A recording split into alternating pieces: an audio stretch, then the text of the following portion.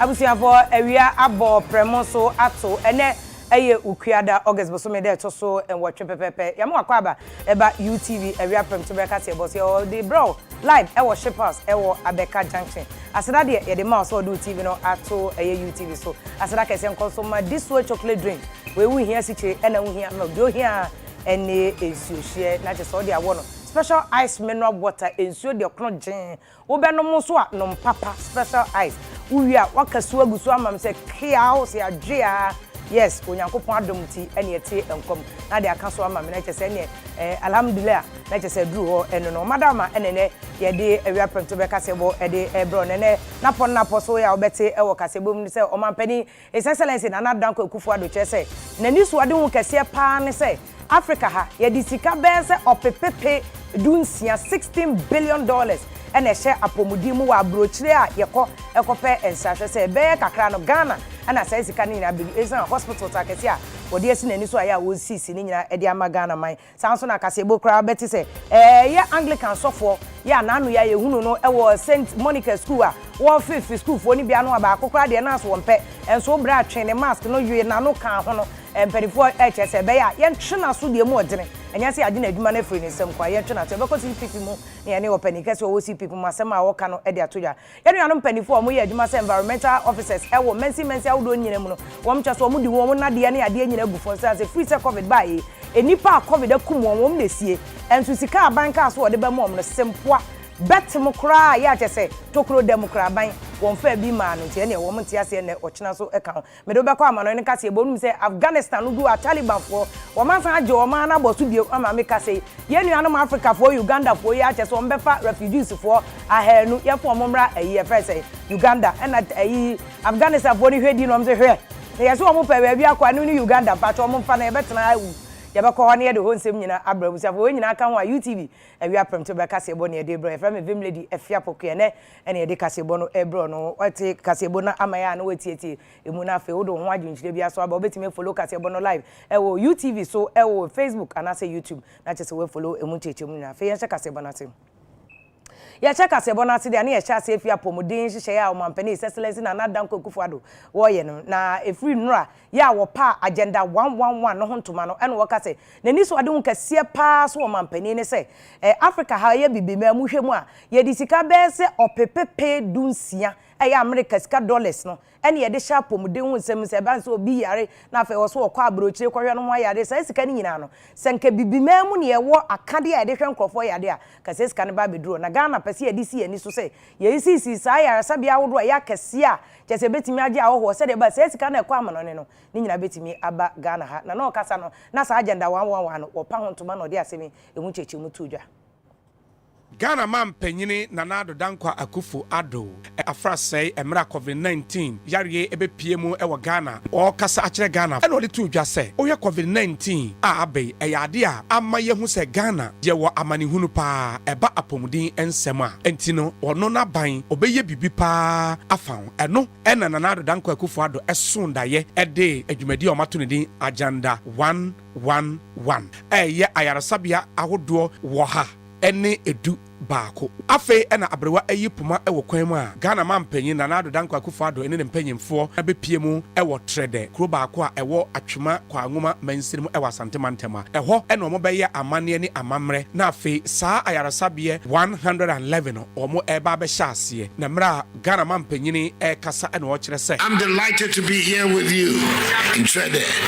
to cut the sword symbolically for the commencement of construction of these hospitals across the country. So far, 88 out of the 101 sites have been identified, including this one at Trede. The site for the construction of the Achuma Kwawuma District Hospital. Work on the other 87 sites also commenced today. The acquisition of the remaining 13 sites will be completed shortly for work to begin. Each hospital is being constructed at a cost of 16.88 million United States dollars, 12.8 million United States dollars for construction, and 4 million United States dollars for medical equipment. All the hospitals are to be completed in 18 months. Work will commence on the regional and other hospitals in the latter part of the year. Agenda 111 has been carefully thought through to inspire activity and growth in various sectors of the economy and also help bring jobs to the youth. These modern, fully equipped state-of-the-art hospitals, once completed, it will provide job opportunities for some 20,000 health professionals and thus enable the Ministry of Health recruit more doctors, nurses, pharmacists, and other health professionals. Beyond the building of these new healthcare facilities, my vision is to help make Ghana the center of excellence for medical care in West Africa by 2030. Leveraging on Ghana's favorable status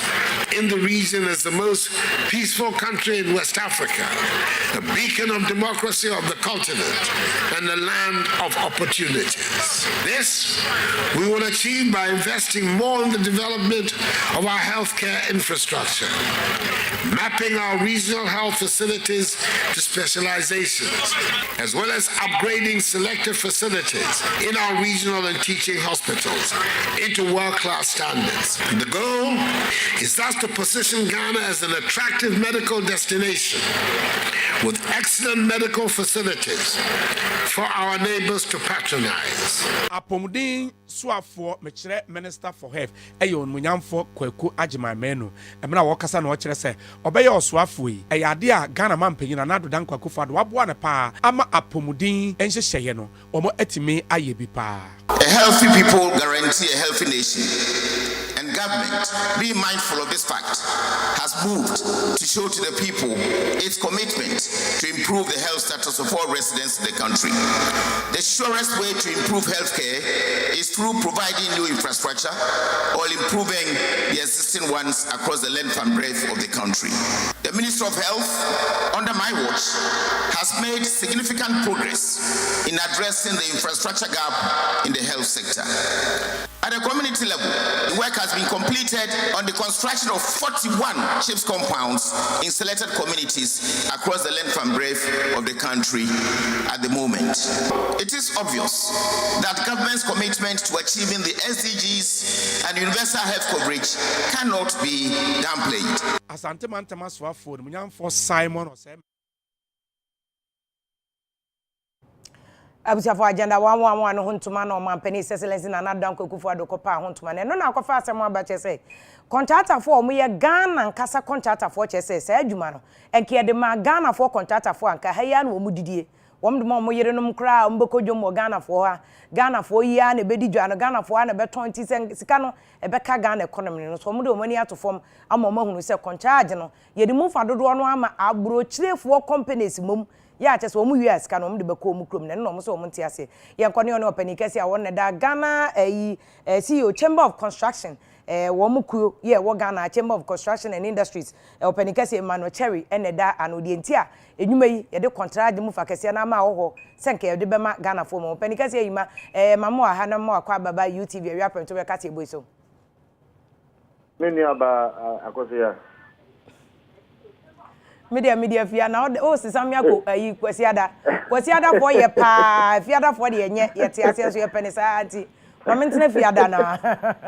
openi na mo say agenda 111 contract ye di move akese na koma foreign companies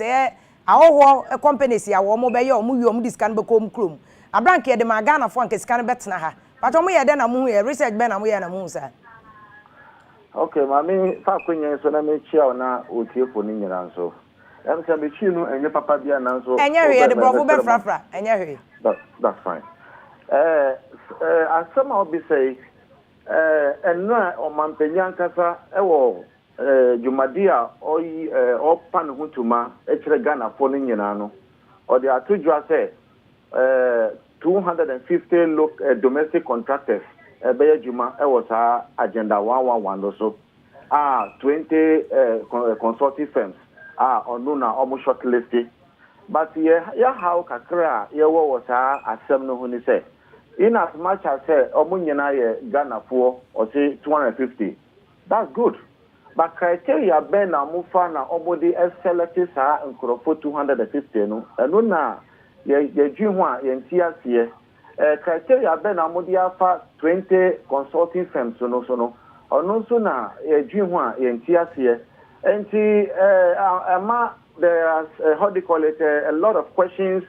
bothering us, and then we keep brainstorming, but still, we are not getting the requisite answers to some of these questions.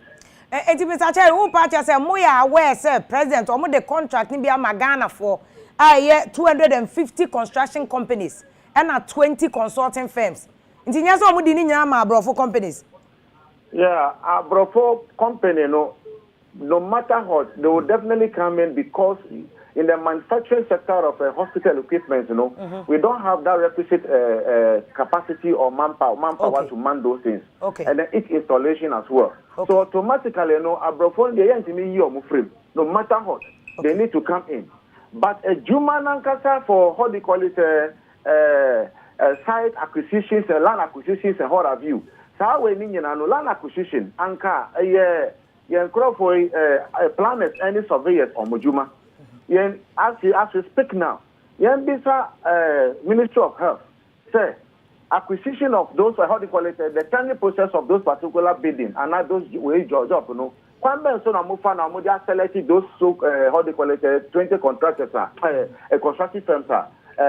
omo e kan ho asem enne. Okay, Mr. Cherry. Mr. Cherry, obi so be busa say na we their ministry na aye na adwuma. And I was selected construction companies. I said, "Oh, come we are Ghana for." Minim. I'm ready to honor me. I said, "Minister, I bet chire more. We are a chamber of construction and industries. And say criteria this minimum na minimum ra. I'm ready to honor me. Just as I said, Minister, I bet chire more na." Oh, sir, we are all fighting against corruption. There's corruption now, and you say, "Who discuss come out be and now this will be check way." But processes bia and koyi bia no manisen achiano is also tantamount to corruption. Wow, say your tendering process, your 4 type of tendering process is known worldwide. Yembisa musa process out of this 4 no kwamba so na mufa ADIS selection no because the whole thing is shrouded in secrecy. O mampanyina kasa akumapa any adwimpa Ghana and you know this Juma way at the Betujua. Se yakase a Juma Nankasa yellow. So Mampeni Yanko a bay fragadam and now the man is a Nungwasiba Mampeni because the way the whole thing is going to be honest with you. And I must say, number 1, Infectious Disease Center. Ghana Institution of Surveyors, Ghana Institution of Engineers, Ghana Institute of Architects. Omo technical expertise. Campo Namu Kotusa and Namono together with other private sector players. Juma pro bono. Oman this are buying but they sacrifice because of the love and the passion they have for the industry and the country at large. So say it was that has given birth to Oman declaration. Say wow. If our locals could do this, then they can do. They have the potential to do more. Or the original or the agenda 88 and Sana address into 111. So see, I can say that those people who sacrifice pro bono without taking money has been able to sacrifice and put those edifices together for the entire country, which is benefiting now. So see, as a idea, you sideline them. So unibeji miniaba. Okay. Opportunity now 250 companies. No. We are aware some members need be can one and members need be can outside construction companies now buy no. You see, to be honest, see out of what they call 100, I can say almost 90% of our members are not part of this. Almost 10% Lupa, what they call 90% is being taken outside what they call it the membership. If I should be very sincere to you, because if you call the engineering Ghana Institute of Engineering right now, they'll complain to you. If you call Institute of Architects, they'll complain same to you. If you call Institution of Surveyors, they'll complain same to you. The issue is these people sacrifice pro bono without taking a dime. Now Ghana has raised money. There is money available. The people who have justified their professionality and be able to put up this, why do you sideline them? Okay. That's number one. Number two, even at all, if you should do anything of this nature, you at least involve all them. You've written to them initially, but all of a sudden, the communication dropped. And then before we realized, the contract was given 12 package to one person, 10 package to one person, 5 package to one person. With this, a basa, a behadring, employment, I say a crazy, I was asked to Yantimina, and on my penny, yes, Serrano idea chop out, the day to name say, a entire project is so much dear to him. And I know for sure, say, you wouldn't like to hold this project to fail. So we are telling him that there are certain things happening. So he should open his eyes. He should shine his eyes a little into this particular project, especially the bidding process. And I'm telling you, the right things, if it's been done, this project is going to be a game changer. And more so too, the advisory contractor for say, so be afraid. A cultural say, but G contract agenda 111 for a project, 10%, 15%, 20%. Catch a Nipan said there be. Okay. They should be bold enough to decline to this. Say, I'm rejecting any attempt so be bribe or momeboa. Exactly. Nay, you my papa best serve Ghana for ye, me boy.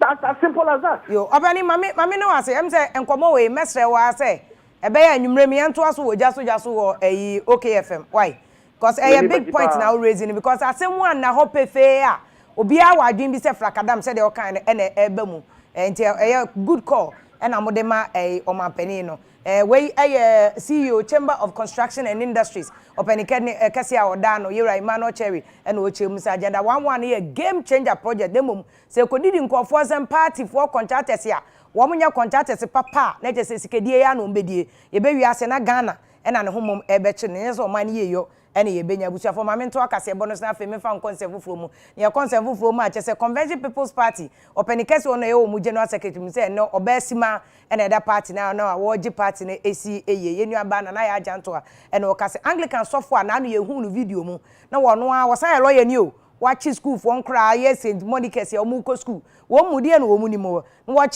school for wo say wo ma kenkan Bible scriptures and answer Bible no am ma kan ye nti wo fa we no afa na no wo fa we no afa na no de otoso mi ensa ba no say there bi we die na lie ade mu wo a wonya me boy wo so amempe na me mefo ano sa anya den wo di garlic ya me na mefo ano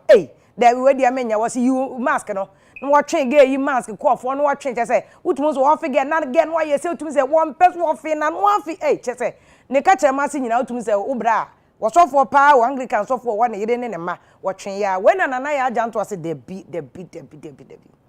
ye wo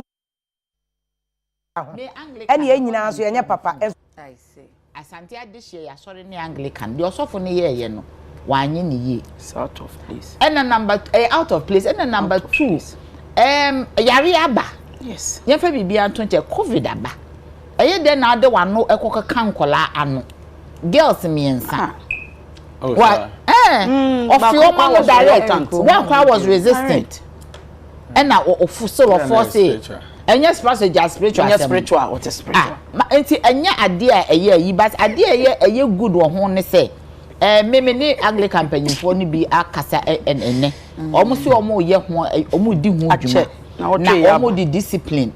ene obeko disciplinary committee am omo ahwehwem enya ade SST I don't know yem so otaye I do because we are expertly. What I say, minim say community. But how do you come ne kon? I who say as a community, also as if you want my communion, no the come ba a Georgette kon akisi. Because we be who they want. Say Monica's a girl school, a very prominent girl school. What I say, me no panyimfo man e because Monica's. Intin me who the country also for by yes I dey what could be the reason? There be any dey anya but I am the say na me Reverend Canon Opoku kasai. And walk say you almost behwehwem na ethically is wrong, traditionally is wrong because your tradition no yen kese nkrofo wa abonti especially Ashanti region. What you say ye Ashanti for free Kumasi ni ade niam bi wo hwa yenye wagu asori na anim ase a sesi etimi etwe na so pa. Okay. Enya ade sesi eti especially young girls must be protected.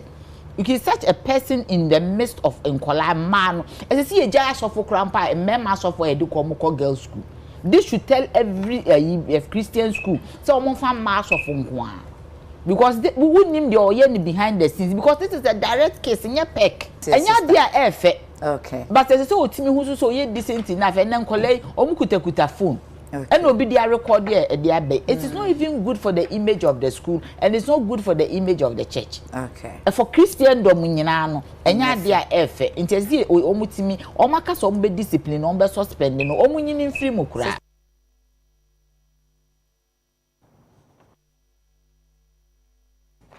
Afia to akase bonsa fe yakọ ensefu from we ku ede health environmental health officers alliance of Ghana wọ́n mpanifo nyina komo aboma mo chese wọ́n de wọ́n na de egufo ma wọ́n nya adwuma bio adan wọ́n chese free COVID-19 bae wọ́n ana ye environmental officers anipa ni wu a wọ́n kosie na wa wonim se covid kum nipa yensie na abontene wọ́n be hye wọ́n ho akuturement no ade ansa na wọ́n makosie na bo hye aban hye wọ́n ne ne ma o ka so de be ma wọ́n allowance fia bi mpo o ka so beti nne aban fa ma wọ́n wọ́n so to de se bia bru 7 produce akwase ebu eya nti wọ́n ntena na wọ́n de wọ́n mfo ma no nkopem bo mo ja ba wọ́n matafi etie ne wọ́n nya adwuma free na ekọ wọ́n nya adwuma na opani a woka wọ́n ho a wode nsemi eba abonten betu dwa chance ntofo se yenka aban se de ba ni sika no obetime atua ma wọ́n adwuma fo ni nyina ene ye ra yawo akwa late o wa ma no eso opani kase ewie ya mo ama akwa ababa UTV so hello opani akwa ye mo akwa bo yeah now aha mbato emusi mo ko strike strike ankasa na mo kwa na bebacho you ana di important emutika no nko ana akade bi ka ho amose moje yo yampo de yo the time me chia watie fo ne wahwefo nyina na ni kire mu nyina yetiawa environmental health officers alliance Ghana tankers fo nkabomku ayo tankers fo nkabomku yes tankers fo sama fo ye ni see COVID-19 dead bodies nyina wa Ghana ha. The tankers for that and your friend tankers for bow, sama for bow. Yay, Obaya Brofidian, the Brofidian environmental health officers, and I say public health law enforcement agents. Okay. Now you do maybe the Ghana Maraso and EDD. You be Public Health Act 2012, Act 851, Criminal Offences Act, Act 29, 1950, and the Local Governance Act 2016, Act 936 make bobo nyema bibiri ya hye nkete e wo samra nim say yemfa samra no so nyefa indi ejuma okay na yejuma na yedi no eho ehunya pa ye wo preventive medicine and alpha doctors ne ayi nurses na omo curative medicine and covid yin so hygiene observing of hygiene protocol who is a hygiene officer only one yen minyantisie efi schools of hygiene okay e wa Accra ebi okolebu ebi ogo yen oman mu nyina no o he dodo a yenu almost 7,000 okay and so aban entimi ntwe yie na ye ka front line health workers a yen eni di kan ye san ka back line health workers a ye de ho ye ka front line a ye dwuma ye di no yen ya hyan keten say yenko efiefiem baby a nipa ene emmoa etibia ne enko se o ma hu ni die etesen okay eti baby biara nipa ne mmoa edabia no eye tankers for na environmental health officers and as a public health law enforcement agent no you to me say yeko na mra no aye Ghana aye yisu no edoso asayen o se bere bia wo environmental health officer no ubetima ye wadwuma bia no ko na okokran bokran no to mo obstructive yes, obstruction of public officer with Criminal Offences Act nim. Na just open dey okay mwadwuma no adwuma eniwa oman ne bebo. Yare kra be kunya me nyina yewu. Enti me amra mo strike no, die mpa ne ade aba enti ama mo se de. Emi se mo sorry prekosa mo be strike se enti die mpa na abe ya mo ko strike. Yo, Afia, die tie ne say COVID ba e fi be February March wono ma honorable minister honorable Ajima Menu I release this statement say yenya one COVID dead body I ewa hano ho apena tankers for ye my homene so yet say niema hedi niema gu akwam say ye be bo COVID-19 hu ban say na be ya entre ewo communities nim because ahwa ne ye adwuma ahwa so ne yete na ye pusu ye abanya and akandia ode ba ye no o chema Ghana Health Services for, and as a Minister of Health for Nkwan. Ni refi say na yen tankers foi na Minister of Health na 1994 Afia prema hankron eduan 1994 December and yen papa His Excellency ex-President Rawlings late transfer yen in his sessional address. I can say yen Environmental Health Division no Ministry of Health no enko Ministry of Local Government. Na maame what some woman say a bra won transfer yen no wo transfer ye division no ye personnel no pe o ma mfa ye budget anka ho o ma mfa ye equipment anka ho o ma mfa ye laborers nso anka ho na ye te yakoma yie pa na say ye ba ye Ministry of Local Government o mo push yen kwa say ye mention enimu no ye municipal metropolitan municipal and this assembly what ye bre papa penny pacho yan tu abodi yan share assembly na chese na no o man penny be ye fellow Ghanaians na ye rajima menu to be ka asa o mo de sika bi ma apomde adwuma efo se na e be a covid adwuma betimi aye mo ya ama mo bi da ana mo laborers ne ade e ka ho nya mo nyina ya ama mo bi oh laborers mpo de yempo na yan ya prayer na tax waiver no o mama mo bie o mama yen so mun tie nwie na 50% na o matia metima bobo eme keme ana mentally nya o mama tie funu no ye yesu ye doso but nipa make say mentally be say insie ko nson bi pe no matia okay opani to bo mama asa na che say covid ba so nya ne o free 2019 mo be ya anti adena ade wo ho na musika maaye na matena ho a fe na mo be ka musika sema mo be kan strike ya den yo Afia ya tron kata bibri akọ on mi say awe observation di won e kan ye tro ekoye ye nya yi bia enwa bia nti ye press conference e okolebu aye to nta fe UTV for and about 11 media stations mo baaye na on baaye nya e be fa message ni koye me kai say kra me ne wo kra kasa e me bia wo offline e kra mpo e wo ho but ye nya in bia change bia nya san bia na ya comment ya di ya ka di nya gu ho ene say COVID-19 new variant yi na akade bi te say head aya car ya de be fa efunu no efi mortuary akọ ehye ho no ma mi ye ni bi enti ye de eye pick up our assembly ho no ma na san wo director ho apa no ye release amount na ya ko pe funu no I have infectious disease no body need a to pick up so na yet to ho yet na mo wi amasa be use to pick up no adwuma mu ha I just say mo de funu no to covid funu no to pick up no ma mo wi amba use so pick up no adwuma mu ha pick up no adwuma mu ha ye obi a assembly no obi a na se nko ba bia no wa de ama na da no de ye be tena so e use car na e kan say ye wi a ye ko horo car no ye disinfect car no the whole day there's assembly no adwuma bi ya na mo pick up ba ko pa na the environmental for tanka ko ma jabo so no mo use ni nyina ko si bra ye so disinfect so ai dia de so ka trans na the car na bro okay it has say ye nya bi e wa assembly ho ni ye ko private health for no ni ye ka kiro mo so oh ye nya covid dead body bi e wo nje be say de mo car no ko fo mo da bi covid de ye me mpa na maami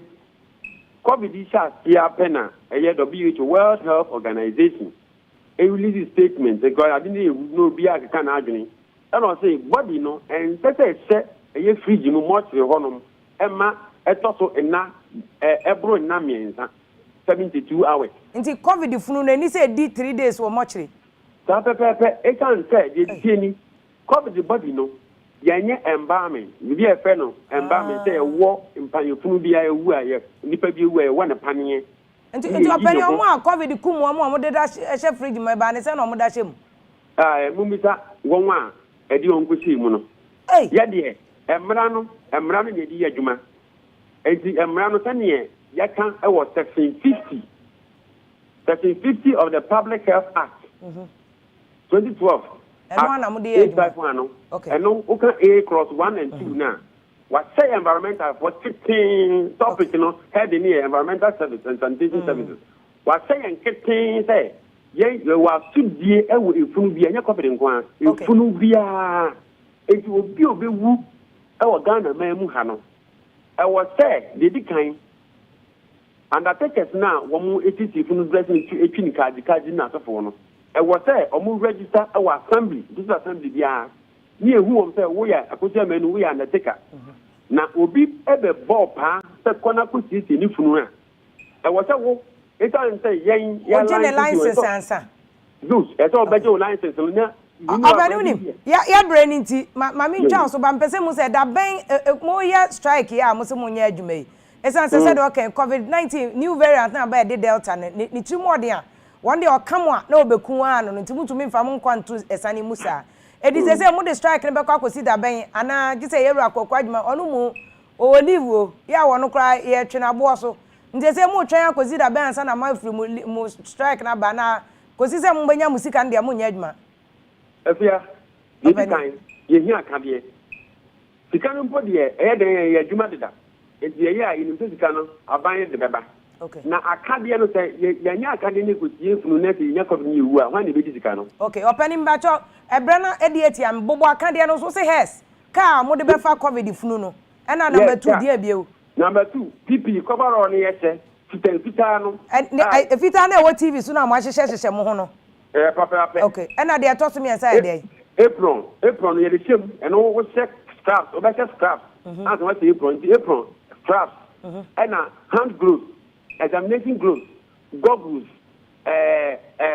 nose mask, N95, Wellington boots,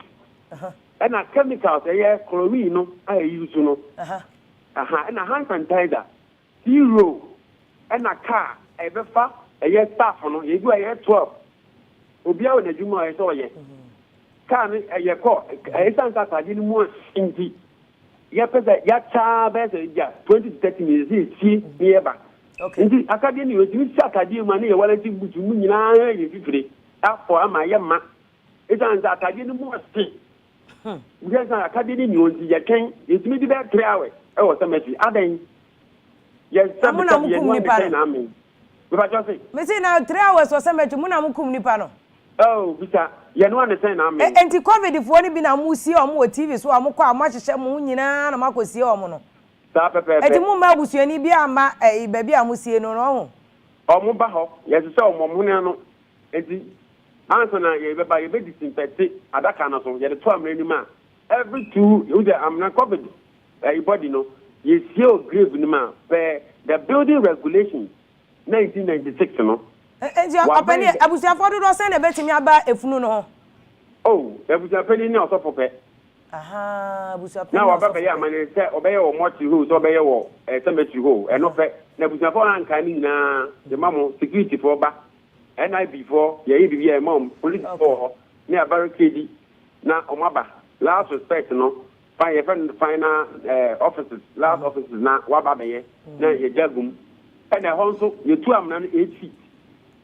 Normal one is 6 feet. Maximum, and maximum didn't 8 feet. Now, and 6 feet. Now, you did not hear a good, I'm not at that kind of every 2 feet, piano, near disinfected. You the appropriate chemical, a good so near that kind of near not any fair good so ask to be a bear man disinfected. Now, ye allow also a restricted area. A question for the Yanya, Nana, Amaya, after. I it see side and you see baby or ya to the infectious disease cemetery. I have restricted area. Ubianco cemetery no what there. Ready for the Muslims over there, but wait there. And for only infectious disease, yes, with them go cover the bishop, Jamukwa, TB or anthrax or that is now can't be no. And the term met the India, I was a buy my head. Now, section 3 of the Public Health Act, no, as saying, Bibi was a Yina cat is what if you now, I am home so Babaco school when you're infection. Now, taxi, taxi, a war, a woman, yet it's well funu. Obi a who fear, but their head, a Mubuda. But the flu, as you say, hospital or mortuary, down with a fine, and the head only move Friday. And so, the one the flu, obi na me ma mi we wu o kan say amu ano ye de tomato tele no ho obani mami na wase mami na wase metimu say mo hi asem na kan okoma pa na ya bre na so na nka mbusa akwashi bi say ntimu a covid ba ya mo sha asese mu siesie funu wankasa wo ten kasa se nipa da seni na wo sie wu nuanom nipa be 1000 na o mawuo eto sen tum say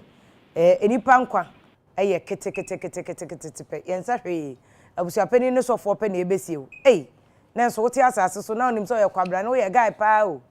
nti da ku bia ebeto no na wade nyankopon ase covid fo na yesie wo mu no esikafo wo businessmen akese wo politicians wo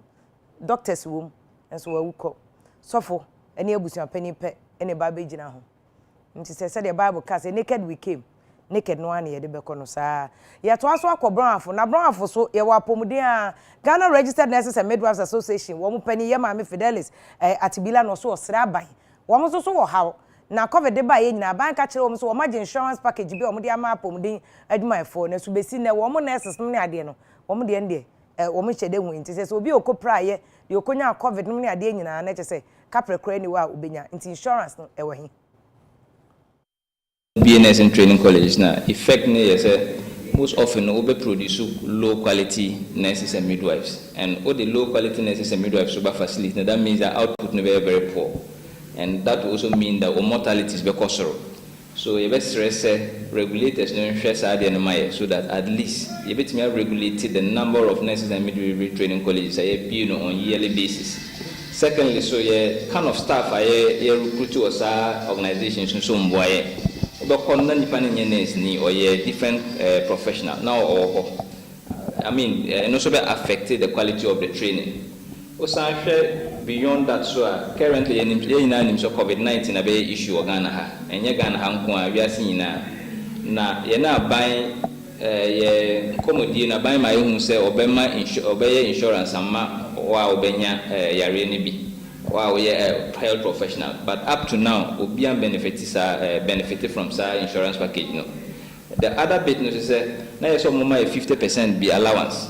Uncle for ye juma bebre up to now, sikano nipa ka krebi na umudi sa sikana maum. Last year, so nurses and midwives call strike or your conditions of service. They started implementation, but up to now, implementation they started. Abayama just about a portion of the normal agree. Uniform allowance, secondly, so schools are degree awarding schools, almost research book and research allowance up to now. So I buy so young fast can so no way now so how can nurses and midwives after strike so charge facilities, that's Christian Health Association of Ghana. They be intimidate staff who are release away because of all cause strike maybe. So a best said Labor Commission on stepping in non Ministry of Health so on because the Hubia Rura nurses and midwives are more check facility. So at least most often team put it out their best because the slightest thing be a management demo either release and now punish in that regard.